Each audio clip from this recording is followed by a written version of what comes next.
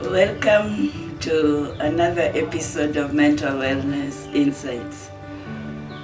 Today, once again, we are having Pastor Dennis with us. And our topic today is the discipline of handling failure. Karibuni sana. I'll ask Pastor Dennis to once again introduce himself to us. Thank you. My name is Dennis Maduguda. I'm born again. I'm a pastor, an author, a father, a husband, a counselor, and many others. Thank you very much for accepting to do this once again with us. And so we are going to go straight to the topic of today, the discipline of handling failure. And before we do that, we probably have to define what failure is. Yeah. Could you lead us to that? Failure could be simply said to be lack of success or non-fulfillment. To others, it could be defeat. Others could be a collapse of something, like a failed marriage, a failed career. It could be a blunder. It could be a malfunction of something. It could be a mistake that somebody would have done. And that is what maybe we could define failure as. Yeah. So does failure have any standard? And who sets standard so that I am able to say that I have failed or you have failed? How do we judge who has failed and who has not failed? Well, the standards people set for failure and success, we would better discuss them, because many people think they have failed, while in reality they have not failed. And others think they are successful, while in reality they are failing. Yes. People would watch TV, and when they watch TV, they would, for instance, see a reality show, and people are parading their marriage, and they would think what they saw on TV is the standard for marriage. And they would try to force what they saw on TV on their spouse, try to force what they saw on TV on their children. And it does not work, because the standard they saw was not real. So for many people, the standards they try to use to define success and failure, they are actually not real. It could also apply even in academics. You know, people have different abilities. People have different giftings, different capacities.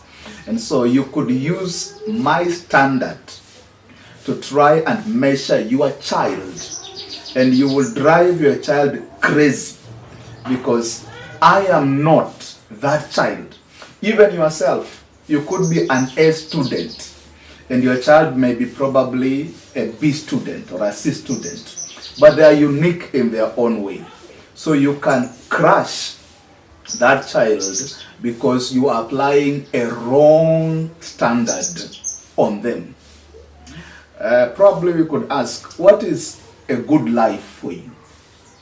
What is a good marriage? Some people say, I'm looking for a perfect husband.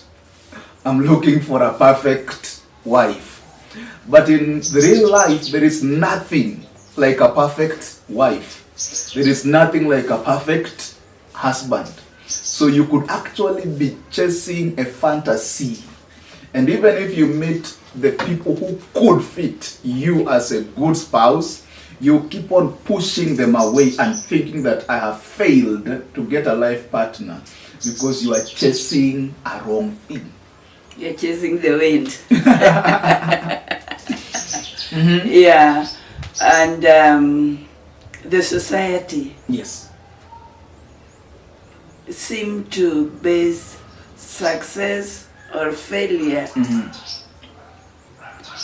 by two things. Academic, Yes. or the amount of money that you are able to. Yes. What do you say about that? It's true, because people think that if you fail an exam, then you are a failure. To many people say, like in our Kenyan system, if somebody failed the class 8 exam or the grade 6 exam, they'll be branded a failure. Yeah. Go to Form 4, they will fail in quotes by getting an E. And somebody will say, my son or daughter has failed. Yeah. And sometimes we pronounce it even in their hearing, and they accept it over their life that I'm actually what? A failure. But in reality, the same person who got a D in an exam is very good at handiwork. That person loves maybe carpentry. That person maybe loves hair work. And that person could have been ordained by God to have maybe the largest workshop in town. The person may have a liking for fashion. They may be God ordained to run the biggest boutique around. But because they failed academically, you branded them a failure. And that is why anybody, even now as you watch this, just because you failed an exam, you are not a failure. Do not accept that branding that I'm a failure because you failed an exam. I like that. And we repeat, just because you failed an exam does not mean you are a failure.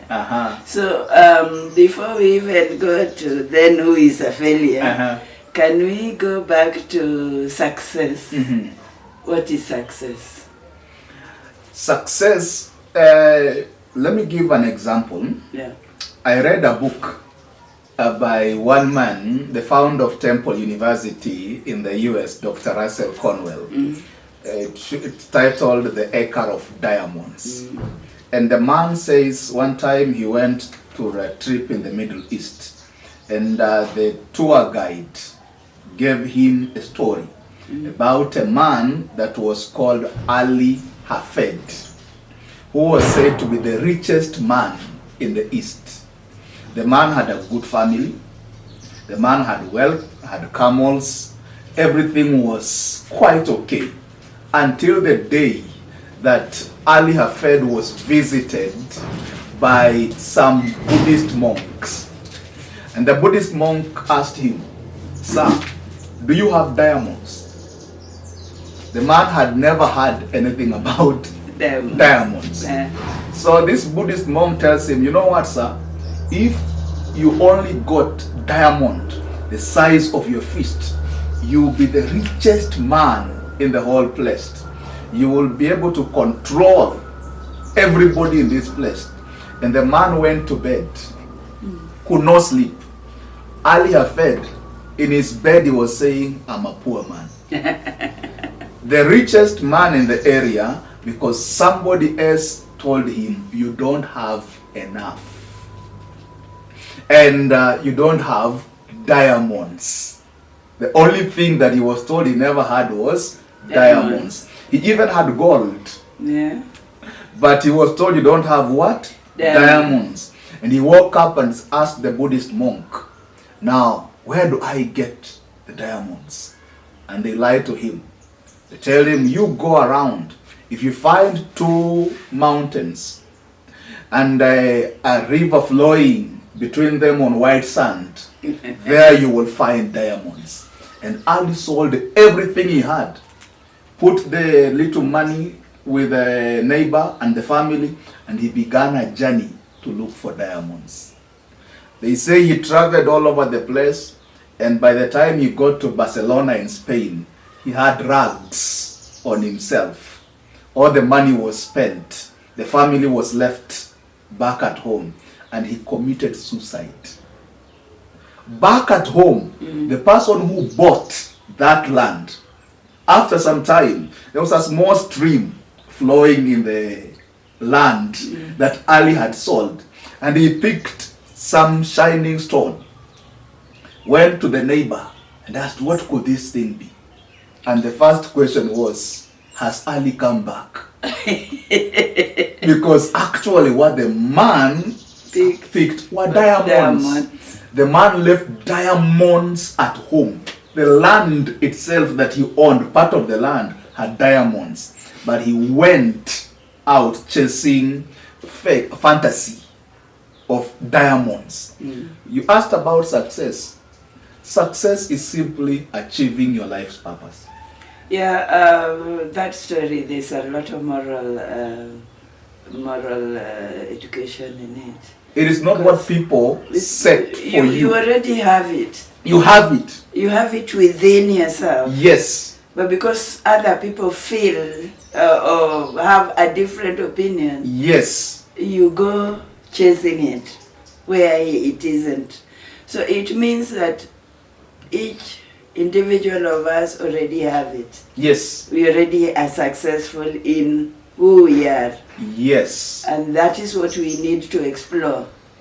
Let me tell you, you are beautiful in yourself.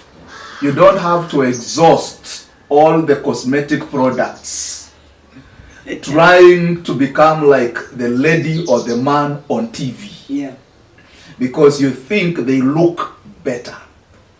I want to change my skin complexion because I think having a lighter skin tone will make me more attractive. You know, I think if I only got a few more millions, I think if I got another bigger car than I have now, I will be more successful.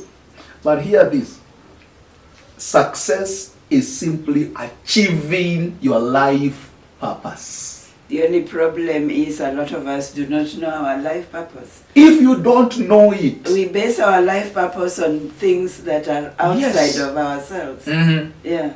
If you don't know that purpose, you keep on chasing a wrong thing and never being satisfied. And you will never be successful. You keep on using other people's standards and trying to achieve a wrong thing and never being personally satisfied.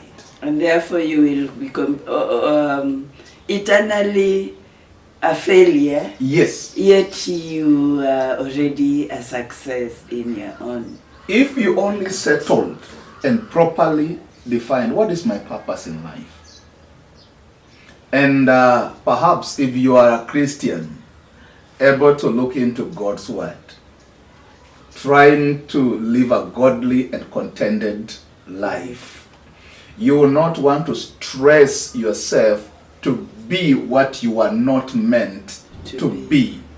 You will not try and copy everything.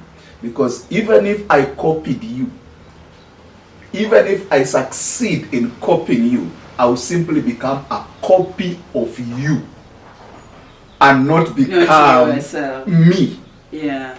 So succeeding is not becoming like you. Succeeding is becoming the best of me. Yeah. Success is when I become the best of me. So even in life, I'm not trying to compete you. I'm simply working to grow myself and achieve that which God ordained me. I hope people are hearing this. I hope people are hearing this. Let us stop competing. Let us get back into ourselves and get to know what our purpose is and succeed in being the best of it. Yes. Yeah. And the thing we're talking about today, failure. Yeah. Maybe if I just gave a few facts about this thing we call failure. Yes. Because to some people, they think failure is something that is personal to them. Number one, failure is normal. It is part of life. Nobody should lie to you that no failure is you alone. No, everybody in this life at one season, stage, or even part of their life journey, they fail. Yeah. 2, there are people who fail privately. It's only that you have not known my failures. Yeah. So you may see me appearing to be perfect, but you don't know my private pains, struggles, failures. Yeah. There are people who fail privately, and there are those who fail publicly. Now, another point. Everyone who succeeds in this life either has learned from their own failures or the failures of others. Anybody you will ever meet carrying any tag of success, they have learned something from their own failures or even the failures of other people. Yeah. Another thing, it's okay, ma'am, to feel bad when you fail. Yeah. There are people who suppress emotions. I don't know what you can say about that. People who they will fail in something and they feel like so bad about it and they feel like it should not have been me, why me? Yet it's okay to feel bad. It's a negative emotion. It's okay to process the emotion, to grieve. Somebody lost a child, had a miscarriage. The 6th month, the child died in the womb. And it has happened. It's okay to grieve. Yeah. Feel the loss, cry about it. Process the emotion. Don't internalize it. Yeah. I don't know what you can say about that. Yeah, it's very true, but again, it is something that the society has brought us because we feel like the facade that we want to give the world is that of being perfect. And yet, God did not make us as perfect human. We are already sinners anyway. Yes. So there's no perfection. Because the society wants us to show a face of perfection, I will grieve inside and it will eat on into me. But to the world, I will give a face of it is okay. And this is what leads us to suicide or to addiction. These are because we are thinking on societal standards as opposed to human yes, standards of humanity standards. So we am so much busy thinking about what people will think instead of bringing out these emotions, because it is human to have the emotions. One of the things I keep on telling people, it's okay to cry. Yeah. It is not weak. It is human. It's natural. There are times when you will plan a deal, it will not work. It's okay to come back to your coach and cry it out. That's why even when we come to prayer, we don't only pray, sometimes we cry to God. And those tears, as they flow, they release so many things from us. Today, when a man, especially, you have a problem, in our society, men are told you need to be bold, tough, you don't need to show any emotion. And that is why men are committing suicide more than the women. Yes. They will hoard things in their chest. They will go to work, things are not working, business are failing, and they cannot talk it out. Yeah. They cannot express their They frustration. are not supposed to be vulnerable. They are supposed to be strong. And this is the thing. It's okay to be vulnerable. It's okay to fail. It's okay to fail. Yes. No, Failing is normal. it's normal. Yeah. Failing is It's perfectly normal. Yeah. And anybody who would make you feel like you should have not failed. They are simply pushing you into a pit. And they also have failed at They are one point or another. also having their own shortfalls in their own lives. Exactly. Another thing we could bring out concerning this thing we're discussing today, there are lessons in life that the euphoria of success can never teach you. There are lessons that you only pick through the sobriety of faith. Of failure. Yeah. Sometimes when things are okay, things are moving, there are lessons you can never learn. Yeah. But when you have a setback, when you have a disappointment, a failure has a way of giving you self-realization. I can give you an example of the prodigal son. Yeah. When he had all the money, he went to squander. He did not think about it. Friends were all over the place. Yes. But when he failed and the money was gone and he was among the pigs, the Bible says he came back to his senses. Yeah. So there is a self-realization that people sometimes never come to until they hit a dead end, until they hit a rock bottom. There are questions I have to ask myself. Who am I?